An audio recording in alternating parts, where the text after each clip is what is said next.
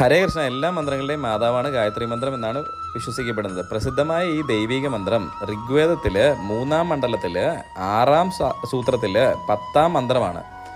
ഇത് യജുർവേദത്തിലും സാമവേദത്തിലും ഒക്കെ കാണാൻ പറ്റും. ഗായത്രി ജപിക്കാതെ ഒരു മന്ത്രം ജപിച്ചിട്ടും ഫലം തരില്ല എന്നുള്ളതാണ് വിശ്വാസം.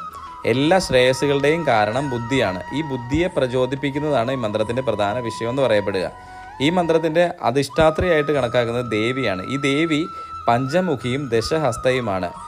ഗായന്തം ത്രായതേ ഇതി ഗായത്രി എന്ന് വെച്ചാൽ ഗായകനെ ഗായത്രി സംരക്ഷിക്കുന്നു എന്നാണ് വിശ്വസിക്കപ്പെടുന്നത്.